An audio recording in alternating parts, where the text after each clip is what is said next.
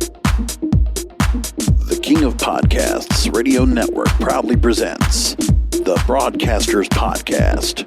Here is the King of Podcasts. Welcome to episode 329 of the Broadcasters Podcast. This is King of Podcasts here with you. Welcome to another program. And we are here on the road. Look, I'm broadcasting right now on the highway. I'm walking away from my house, walking to a CVS pharmacy to go pick up a prescription, doing my second walk of the day. And I am going to be going to watch The Fall Guy later on this evening on a Thursday night because Friday night I had to get up. I had to go to sleep early to get up early Saturday morning for my niece's graduation. So I have that to deal with, and my whole schedule kind of gets changed around. So I had to go and take care of that. Not much I can do about that. But nevertheless, I'm here. And here to bring you the podcast, as always. So, a couple of things we're going to talk about tonight. Number one, TikTok has finally gotten through their issues with Universal Music Group. So I'm glad to go and say that's finally gotten taken care of. Because it needed to.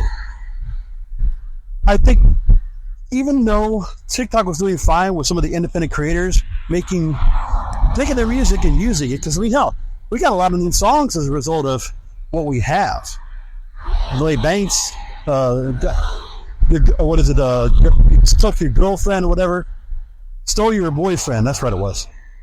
There's Tommy Richmond's $1 Million Baby. There's a bunch of other independent artists that I would have never heard about. Like, if I'm thinking about names I have, Isabel De La Rosa. If I talk about Rhea Raj. If I talk about Tanner Adele. Like, there's a lot of others that got the space.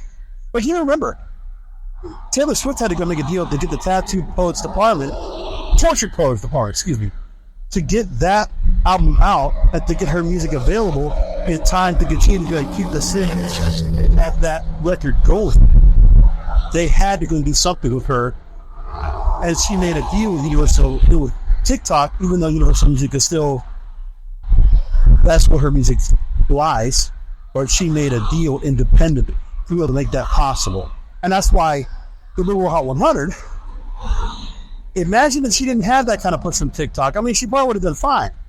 But the virality of being able to get the top 14 spots of the Billboard Hot 100 this week. I think it was 39 songs or 41 songs on the list. I'm like, just wild to even fathom. The Beatles, the Bee Gees, no one else has been able to do that. So congratulations to her. Quite commendable. The other story I'm going to have a little bit later on, and that's where I did a Broadcasters Podcast Extra on a couple days ago, was about Howard Stern. And the fact of the matter is that Howard Stern, nail in the coffin, as Christy Fleming in the New York Post had reported, because it's true. What she's doing now, what he's doing for himself by interviewing the President of the United States, don't get me wrong, I understand why he's doing it, but it still comes down to the fact that that goes completely against the persona that he created in the 70s. Just the host that we remember from the 80s and the 90s, and the kind of programming that he offered to us, that we laughed at, we were entertained by. We don't care about him being taken seriously.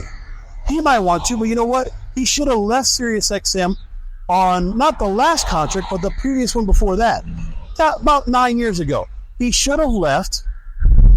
Right? Should have left, I guess, 2015, 2016? He should have dropped out. And he should have went on and did another project. Now, he did do America's Got Talent, and he kept wanting to do the show because they just keep paying him. I mean, I get that part. He's going to be 71 years old when his contract is done. And Sirius thinks they're going to go and hold on to this guy for a little while longer.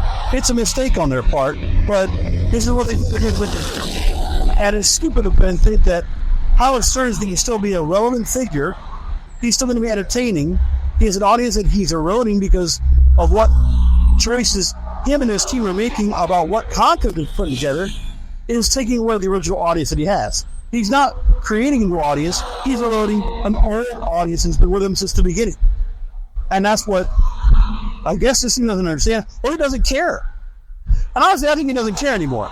I think the celebrity, what he does for charity, the way he is now, he is not even a shell of his former self.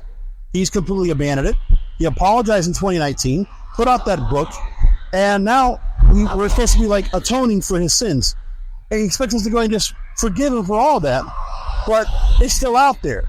I mean, he did a pretty damn good job of getting his archives together, which you hear like the best of Howard Stern when he's not there, which is 6 weeks of the summer he's not there, and then there's all these other days that he's only there 3 days a week. He's not even at Johnny Carson's schedule. It's even less than that.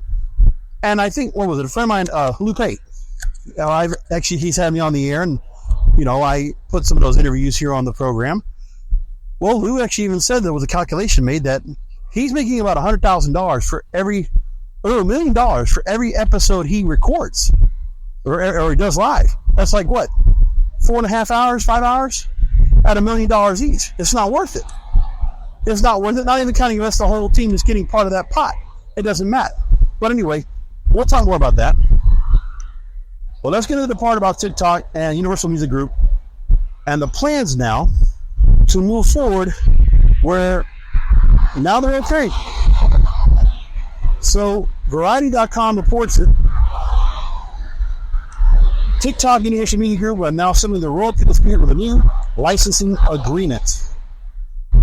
And as part of the agreement, the company said they will deliver, quote, improved remuneration for UMG songwriters and artists, new commercial and engagement opportunities for the recordings and songs, and industry-leading protections with respect to generative AI. This is about as big an impact, in a way, for the social media side and the music industry, like it was the actors and writers and Hollywood strike of last year. About as contentious as that. But also some of the same issues at hand as well with AI. Now, UMG's music is going to return to the platform imminently, and the companies will collaborate on realizing new monetization opportunities, utilizing TikTok's growing e-commerce capabilities, and work together on campaigns supporting UMG's artists across genres and territories globally. All is well and good now in TikTok land on that roll. Of course, they still have to worry about not being banned by the federal government. But they got another 8.5 months to figure that out. They'll find out something. They'll find a way.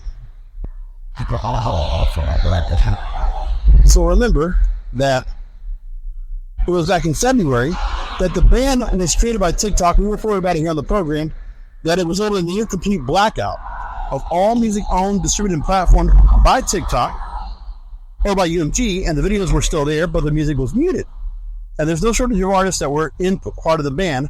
Taylor Swift, in an apparently Universal Music sanctioned promotion around her new album, Torture Closed Department, and unofficially others. The reasons for the ban were indisputably high-minded. I said it was a mistake, but this had to get resolved. A couple of months later, okay, not that much damage done. And I think TikTok is going to come out of it all right. Listen, they have to go do these licensing deals. The music companies are all, the music industry is hurting as a whole because they can't make the kind of money they used to. They don't have the control. It's broadcasting in the same way. That's exactly why the Broadcasters podcast continues to talk about music just as much as we do media, because they have the same issue with the digital disruption. They had physical units, they had linear content for people to go ahead and listen to, and people bought, and they could control supply and demand. But then the digital streamers come in, DSPs, and it's over. Game over. So now they have no choice but to go ahead and work with the likes of TikTok to promote their product, even though they think they should be getting full price for the songs that are being used, while TikTok is only fractionally using part of those songs, 15 seconds, 30 seconds, and even at that, they're manipulating the songs that are being sped up, slowed down, or just altered with effects in general. For the past 5 years, TikTok's been the most influential music discovery promotion vehicle. You know who was that before? Radio. Radio was that. And radio used to be a big proponent. But digital streaming took their lunch away And radio has never been able to recover. And remember, of all the layoffs that Universal Music had, among other major music labels, they didn't cut social media promotion, they didn't cut other promotion, they cut radio promotion because there's nothing left of that. Because even for Taylor Swift, in her model of promotion for Tortured Poets Department, she used the traditional and the digital side of everything. So she got 40 to 75 million streams of most of her songs in the top 14 that charted, well above and beyond what would normally be up there to the number one spot. Then she had sales, of which she had either vinyl or other forms of the record being pushed out digitally so that she can make sales on that pretty expansively. Then her team reported and they issued Fortnite, the number one song in the country, which offered Taylor Swift featuring Post Malone. That song entered the number one, and that's because of the radio. And it's because Taylor Swift is so marketable and so appealing and approachable for radio programmers. She's an easy drop into the well for their programming. So yeah, Taylor Swift, Post Malone, you're not going to go wrong. Post Malone, well, every time they ever put out a record of his, of a new single, they put them out there right away. iHeartRadio has like some kind of deal with it. And Taylor Swift, the same thing. When they're going to put out a song, you know radio's going to get it. So that full-fledged promotional power that she has, that's exactly why she was able to go ahead and do so well on the first week of her album release. And that's why she's now dominating the Billboard Hot 100 right now by leaps and bounds. So good for her. So now, we also know that that's the first hurdle to cross for TikTok. The second one now will have to be the federal government. And let's just go by that story, just remember.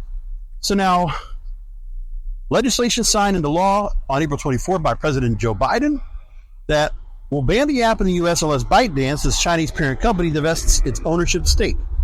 TikTok says it plans to file a lawsuit challenging a new lawsuit on First Amendment grounds. If that fails, the app can be outlawed as early as January 2025. And the combinations of the bigger struggle on TikTok's horizon on city support for UMG's move led both companies to cut their losses and stand down. Smart people at the negotiating table. Very smart, and also getting this done pretty quickly for what I would think would have been done, because this could have been stood off much longer. But during the summer, right now, you have a lot of records going to get pushed out, a lot of albums that are being pushed out right now as well. It's not a good time, especially for rap music. Some of those artists are Universal Music artists under that umbrella, and they can't afford to go and have all these disc records to not get pushed out there and not be able to be promoted because Universal Music still has their deal with TikTok for fear that their music might get pulled down because UMG's directive. But that's gone now. They took care of that. Again, at TikTok being smart, let's work the royalties deals out. Let's get the negotiation done. Let's just stifle Universal Music. Let's get their job done, and they'll be okay. And then they can relax and calm the fuck down, all right?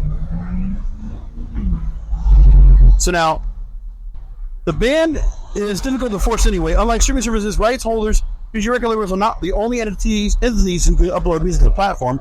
Virtually anyone can. And since the app is controlled by TikTok, labels and other rights holders cannot do anything about infractions except issue takedown notices and other legal notifications. Also, TikTok's injection software can be eluded by sped up, slowed down, or otherwise altered sounds. That's why some songs can get past the filter of not being copyrighted or stricken down. There is also the possibility that some involved parties turn a blind eye to some infractions. Well, out there. But for TikTok right now, they have to figure out what they're going to do. But like whatever it is, if they have to deal with a lot, they're going to try to get that done. They have to get that done expeditiously. They just can't sit on that for a long time. They have to figure out a plan. I don't know what that plan is going to be, but again, January, not a lot of time to get this done. Federal government is putting a big stopwatch on this, and to get the lawsuit gone in and to be able to do everything else is going to be a struggle at best. So let's go talk about Howard Stern, the SiriusXM, because there's a lot going on with that as well. Now, I'm going to do a favor for all of you. We're going to go ahead and play a clip from the subscriber version of the Broadcasters Podcast Extra. It gives me a chance to tell you about some of the extra content you might miss out on if you won't have a chance to subscribe. I'm only asking for a very small subscription rate. $2 a month. That's it. So what you do is you go to kingofpodcasts.com. You'll see the episode about Howard Stern right there in the carousel under exclusively for subscribers. Click on it, and you'll see a spot where you can go and listen to it. And you'll see the monthly subscription. Click on it, and then you go right to the episode. So what I'm going to do for you is I'm going to go ahead and actually give you a clip of what I said on the program when it comes to Howard Stern interviewing President Joe Biden, and the disappointment that listeners like myself and lifelong fans before all this really took to heart when we saw Howard Stern getting dressed up in a suit, doing the interview solo, and doing softball questions for the President of the United States. Which, yeah, I mean, that's what you have to do if you're going to talk to the President. But why is he doing it? It was only Howard in the studio, dressed in a full suit, and only him talking to Joe Biden, to the president, right? So 2020, I talked to him because there was a whole thought that we thought he was going to get canceled because there was a lot of stuff that came out about, using blackface during his pay-per-view specials, among other things. And that he was able to get himself another contract in 2020, which would be worth $600 million. Now, I don't know how much longer he's going to continue to go, if there's any word about him continuing to extend his contract past this current run. But, I mean, for me, I honestly stopped listening to Howard Stern probably back about 2009. I listened to him for a little while he was on Sirius, but when the show started going, we're going to go even more farther, raunchy, and we're going to, be able to use language whatever we want, it kind of just softened down. And I know that when he definitely jumped the shark altogether was when he got on America's Got Talent. When he was a judge, that was it. No turning back. Everybody can go and say what they want to say about him and what he's done on his show. Listen, if he was able to get away with it and the FCC that wasn't going to fine him on it, it didn't matter. Like, I mean, I never really judged anybody that was a shock jock that decided to go and say what they wanted to say and they got roasted for it, okay? I mean, when Bubba the Love Sponge decided to roast a pig live on air, and kill it while it was still breathing, whatever, like it was the live killing of a pig, that was that part. Then you have, I'm trying to think of who else here was. The Sex in the Church from Opie and Anthony. Like Howard, there's a bunch of things that he's done that, there were people that went on his show, a lot of women getting, glorified or getting made insecure. I mean, listen, the stuff that he used to say to Anna Nicole Smith, the stuff he used to go and get Jessica Hahn and Sam Kinison to go after, like the Howard Stern that was crucified by the FCC. Who's this guy? The Howard Stern that was crucified by the FCC, wouldn't, if any of his past guests, if Gilbert Gottfried or Sam Kinison or, Pat Cooper, like this is going back, I know.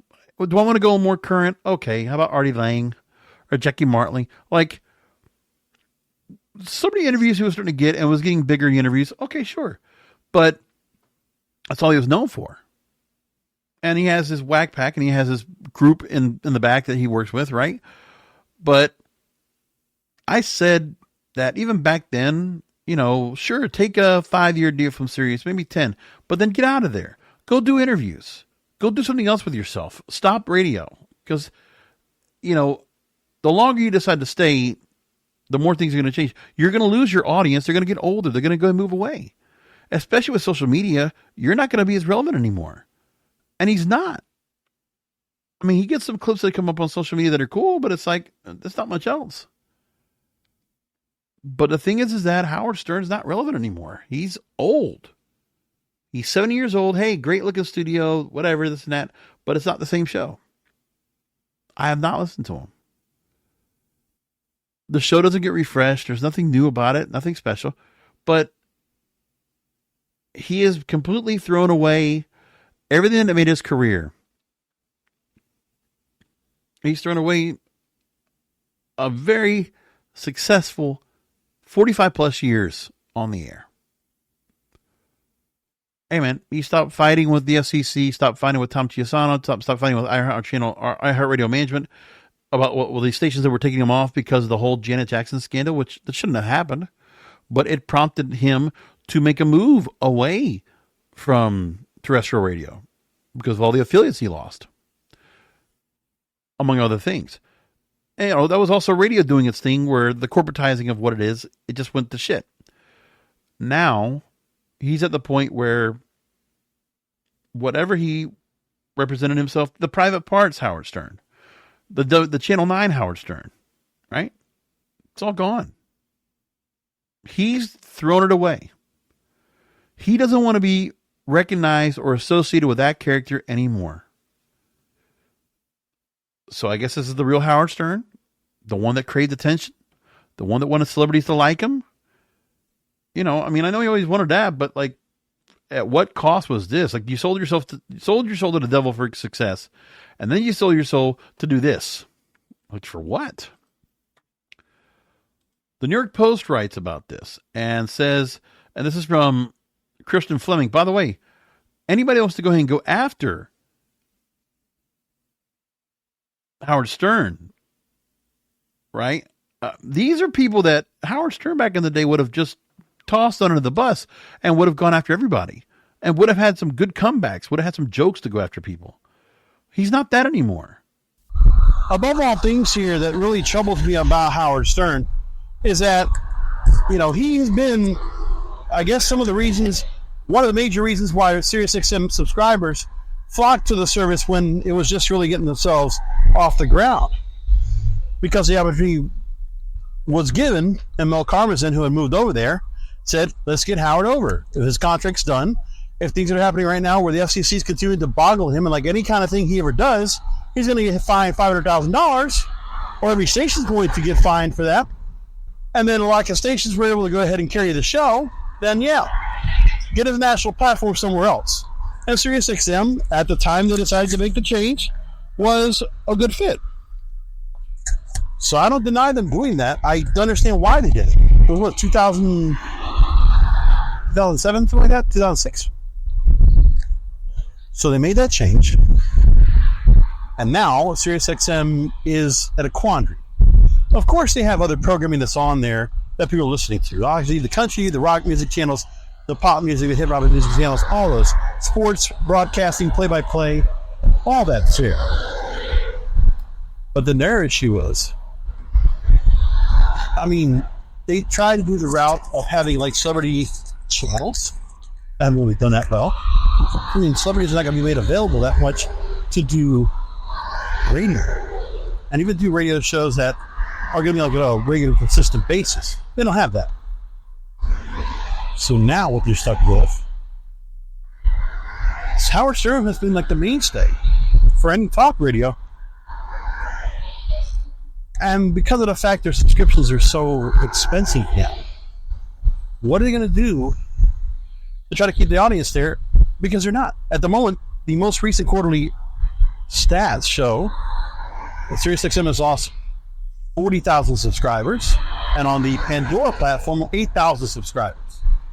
And as for plans after Howard Stern, Inside Radio talks about it. The now 70-year-old's future is in the air. Next year, his contract expires. By the way, in January 2025, on his birthday, right? So Stern's made the way about retiring, whether than in the future, and Chief Content Officer Scott Greenstein says SiriusXM is better prepared to withstand the impact than ever before because they have several big-name talents to their radio and podcast lineups. Those names, James Corden, Conan O'Brien, Andy Cohen, among others. Non-radio people, right? SiriusXM always thought it was the idea, let's just get non-radio people to host these programs. Now, the music programming, for their credit, they are hosted by radio talent, that worked in radio before, especially in the older formats. And they also have programmers that are running those stations that are from radio. Some of the very few that have been exiled from terrestrial radio found their way on satellite radio. It's just one of those lucky breaks. So with analysts, Scott Greenstein said that the company will still prefer that Stern decides to stick with his broadcasting and his audience is growing younger. I want to read that again. They would still prefer that Stern sticks with broadcasting and with SiriusXM, saying his audience is growing younger. Does anyone want to believe that? You're not going to make me believe it. I'll sell you the Brooklyn Bridge right now. Sell you any bridge for free. Quote, "You never want to be a company without Howard." You could have said that 15 years ago, Scott. You can't say that now. And if he decides to retire or do whatever he does, that's his choice, but we would like him to be here. As far as replacing, you don't replace someone. Well, Stern, he can replace now because he's not the same Stern. We have to come up with a strategy based on what is your current demo and target audience, looking at what would be best suited for at any given time. Well, for SiriusXM, they don't care because they're really going more into the podcasting route more than a conventional radio format. So, SiriusXM is going to release a new streaming app. Well, they already did last fall. And they're looking to do a longer, multi-phase journey to build out a new digital-focused infrastructure. We talked about this before. So it rolled out in November, and analysts were told during an earnings call later this year, the company plans to add sharing and content sampling features as well as other podcasting enhancements. Quote, "Throughout the year, we expect to continue to innovate on our podcast product features, including content preview functionality coming later this year. Rolling out first with podcasts. This will become more important as we begin to offer podcasts when doing an exclusive library of assets for SiriusXM subscribers that podcast listeners won't find on another platform." Sounds like iHeartRadio's plan, but at least SiriusXM is getting money on subscriptions. Unlike iHeartRadio, that can't make jack on advertising. But I digress. SiriusXM may have 33 million satellite radio subscribers and a decline by 359,000. Oh, this could be 400,000 almost dropped. But that is where most of its programming investment is now focused. Quote, "Our biggest incremental content investments are now in podcasting." God bless, it sounds like Bob Pittman all over again. "And in the service of both growing our advertising base, audience reach, and then delivering more value to SiriusXM subscribers." Yes, advertising plus subscriptions. But at least they're making some money off the top to start off with it. That makes sense. They go into the quarterly numbers of what they're making. And like I said, Pandora's monthly active users declined 4% year to year to 45 million, down 1.6 million a year ago. And Pandora's subscribers decreased to 5.9 million, also down 4% from last year. And SiriusXM says it expects satellite radio subscriptions to pick up during the second half. It's not forecasting any numbers, but expects to have about $8.75 billion in total revenue this year, which iHeartRadio and their 600, $700 stations and their podcast format will not be able to make. I think, that's a lot of money for Sirius on subscriptions. But at least Sirius is not rolling in $5.7 billion in debt. Oh, how much did you take off of debt already, iHeart? A couple of million here? Just enough to pay off your lien holders. Pay off your interest. But you'll never pay off your debt. Which is why you should invest your radio stations. Put them into a trust, not a couple of Omaha land trusts that are Class B and C stations. Put your big Class A's out there. You already sold your towers. You already sold your office space. Just sell the stations off. Do everybody else a favor. Fire sale. Seriously. Fire sale, iHeartRadio. Sell all your stations off. let the local broadcasters do the job that you failed to do, that you won't do, you ignore to do, and you don't care to do. Like I said, man, I got to run a radio station, which I don't know how many people are listening on, but you know what? I was doing a really damn good job. And I almost had that station turned around. But my programmer, my station owner friend said he didn't want to hold on to it and try to turn a profit. He just wanted to get it where it was generating some revenue, was starting to go in the right direction, make it appealing for another person to lease it. And he got a license bargaining agreement. We got an LMA. And he was getting some good monthly payments on that. And so good for him. So I can't complain about that.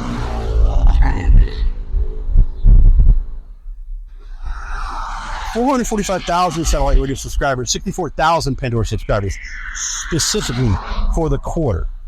I should have mentioned that. But I was looking for the story. Again, I'm doing this on the road, not on my computer, not in my studio, but I think I'm doing pretty good so far with this. Hey, this is dedication to the craft, my friends. I do the job, and I'm doing this program by hook or crook. Now, Odyssey, one of our favorite punching bags in radio now, they are in the middle of laying off their workforce. Lovely. So here's what we got now from them. Billboard reports that 2% of their workforce has been laid off. And spokesperson Radio Giant, which filed for Chapter 11 bankruptcy, restructured in January, says the reductions will best position our companies for long-term growth. And some of the employees that got affected, one that got affected in particular, was a Boston sports reporter who was laid off the day before the NFL draft. And a Chicago afternoon news anchor, and about 98 other employees, according to reports. An employee requesting anonymity to avoid severance package conflicts said, quote, "It's like, how many layoffs can they go through before there's absolutely nobody left?" I love that. And by the way, his position was eliminated on a Zoom call this past Wednesday. On the executive team, their director of imaging and sound design, the senior director of consumer marketing have been laid off. So again, broadcast companies have been struggling in recent years with their share of musical listening, plunging from 24% in the fourth quarter of 2016 to 13% late last year according to Music Watch. Listeners are shifting away from old school radio, Billboard says. Old school radio stations towards on-demand streaming. And that's not even a pun, it's literally what stations are doing. They're playing old school. Not a lot of new music. Country, urban, sure. Pop stations, not so much. Rock stations, not at all. So major, and I remember also we talked about the radio label, the record labels and their radio promotion. Major labels have been reducing their radio promotion staffs throughout 2024. But the spokesperson trying to put a sunshine and a happy face on Odyssey's current financial doldrums says, quote, "We are on track to emerge as a stronger and wealthier company, well positioned for a bright future with a differentiated scale leader with the industry's strongest balance sheet." So 220 radio stations, 47 markets. They still have $1.9 billion in debt that they've reduced by 80%, pending SEC approval. Another laid-off employee under anonymity says, quote, "It's just unfortunate the way everything shook out, with the company going up for bankruptcy and so many different turnovers. Luckily, the people, it lowered morale a lot," he says, or she says. "Luckily, the people I work for were great at supporting each other in the ups and downs." Of course, it's the staff that's good. The staff at least are amicable. You can work with them. But for the most part, you're still dealing with the fact that those people have no power. They can't control what's going on. These out-of-touch corporate suits that run radio stations and radio companies. I talked to Lou Payne about that over the call. A nice 2-hour call over 2 days. And one of the things I told him was what I said on this show. That when you see all these radio companies that got bought up by deregulation, all these stations, the Bud Paxtons of the world, among others, the little Mays, when they bought all these stations and then sold them off or put them on their own and put some big other corporate or private entity people behind this. Sure, they had the radio people around for a while and they let them run the roost for a little bit. But then what happens is they said, oh, we don't need you guys anymore. We learned the business. Fuck off. And they'll lay them off. And that's the end of it.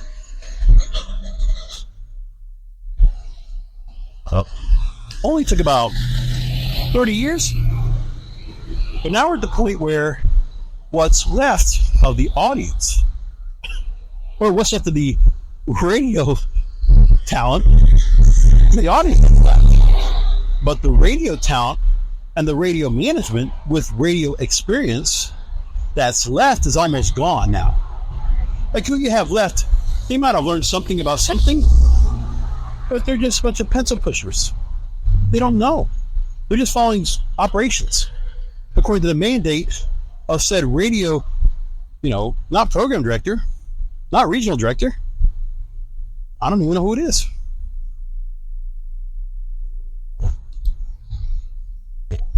But that's the end of radio where corporate is concerned.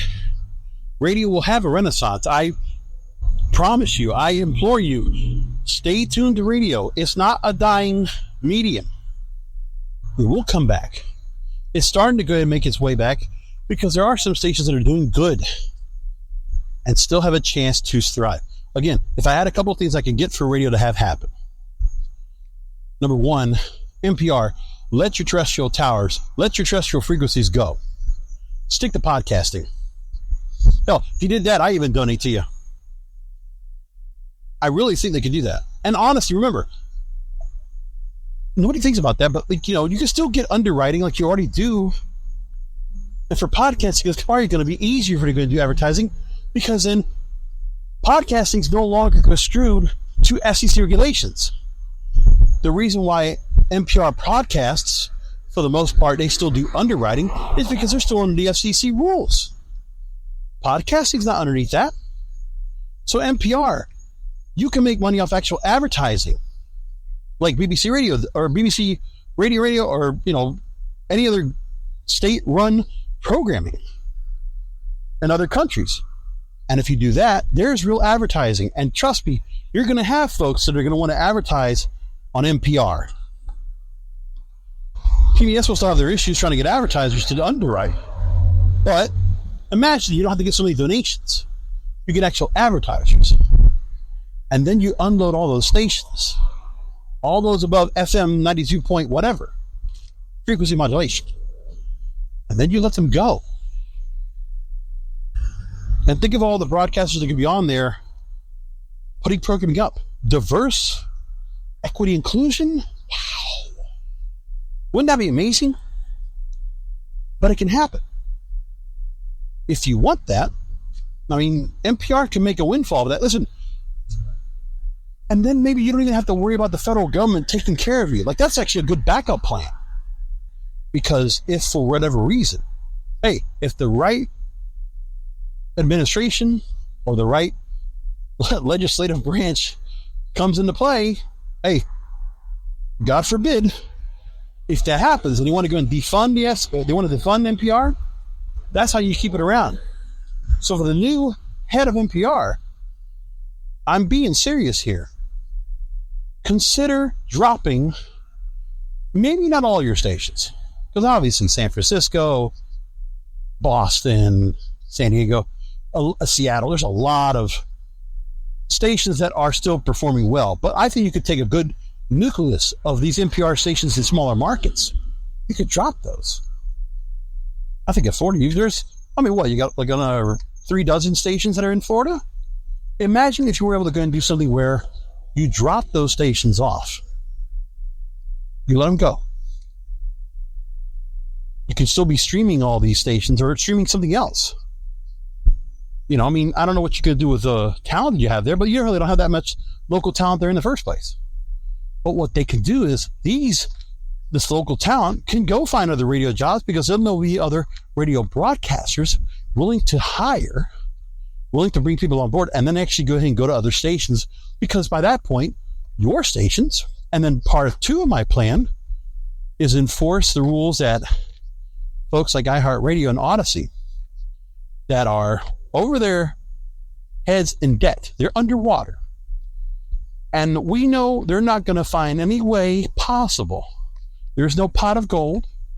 There's no ad windfall that's going to be coming up. The ad revenues are going to be coming back up above 1%, if it's even going to get there. And not even with a political season. No. What you can do is that those stations that you're just holding on to, and you're just basically running like jukeboxes, you tag on like what?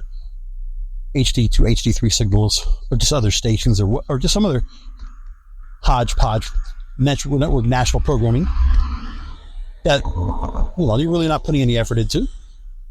You drop those off, unload them towards your debt, pay down your debt to where it's considerable, where you have a level of debt that you can pay off. Like any good fiscally sound cash flow, not just cash flow positive, but income positive, not just cash flow, but they also have assets, they have collateral, they could pay off their loans, they could pay off their debt if they had to. Sounds like a deal to me. Think of how many hundreds of stations that are right there that could get themselves off this doldrum of being underused, underappreciated, and not being used properly. If they got that done, man, it would be the change of everything. And I dream of the day when that's going to happen. That's going to be wonderful. I can't wait for that day. Hopefully soon. Now, I'm in the neighborhood where there's a dog that will bark, so if you hear that, that's why.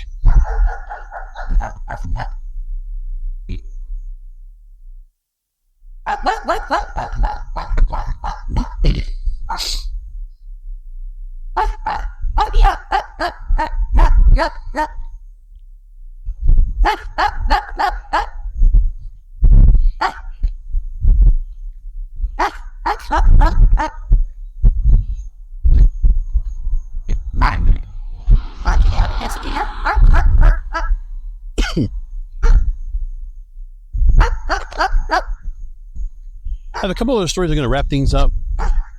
Sony Pictures and Apollo are offering to buy Paramount Global now for $26 billion in cash. Interesting enough, Showtime, of course, is going to be rebranded to Paramount. And my Uverse cable plan, I guess as of April 9th, now has a subscription to Paramount Plus. I love it. So, already got to try it so far. Looks great. I already have a high-speed internet now in the house, so that works out well. A few things are working out nice. So it's nice to have that extra plus on my cable plan when they're charging hundreds and hundreds of dollars for the bundle. Whatever. AT&T. There's also a considered merger deal with Skydance Media, and it's a variety. So yes, Sony Pictures Entertainment and Apollo Global Management are looking to do an all-cash buyout offer of $26 billion. And so private equity giant Apollo, by the way, private equity, that's not promising, but they submitted a letter with a non-binding offer to Paramount Global, reported by the Wall Street Journal, and the bid would include the assumption of debt and would be negotiated with a premium over the current $22 billion enterprise value of Paramount. The buyout bid comes as Paramount Global's board special committee established to consider mergers and acquisition proposals, evaluating the best and final offer from Skydance Media to merge Paramount and Skydance while keeping Paramount Global public. Sherry Redstone, the controlling shareholder of Paramount Global, is known to prefer consummating a deal with Skydance. last story I got for you tonight. This also goes for what I work on cannabisradio.com, of which I host Blunt Business and grassroots marketing on that network. Story about that the DEA is going to be descheduling marijuana as a controlled substance from Schedule 1 to Schedule 3. But according to this right now, we're learning that radio sales reps will learn that they will not be able to go ahead and sell cannabis ads. Radio will still not be able to go ahead and advertise cannabis, because obviously cannabis would have a lot of money to put out to these radio stations. That kind of advertising that, hey, radio will take whatever they can get. You know, if they can take more than just a network buy of all the insurance companies, wherever else, like, why not try to take some of their money? Their money's just as green as everybody else. And I'm being pun intensive. One of the story, Cumulus Media is going to get 3 more years to pay $326 million to lenders. So yeah, they got their deal. They got to go ahead and kick the can down the road on their debt. So looking for financial breathing room, because it's received $325 million worth. That's how much of the debt was set to come due in 2026, but now it's been pushed to 2029 under an exchange offer. The new offer pays lenders $940 for every $1,000 owed by the company, and Cumulus will pay a higher interest rate. It won't go up as much as proposed in the first offer again, but they're going to wait for that money, less than what they're owed, in 3 years. But I guess it's better than nothing. All right, that's the show for tonight. I appreciate all of you for listening to this program, as you always do. And I hope you don't mind what I did this on this programming on this platform here. But like I said, little hodgepodge, but it's all going to go put together. I think it sounds pretty good for what it's worth.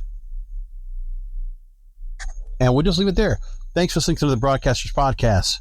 Come back next week. And I might do some extras while I'm on the road. I'll let you know.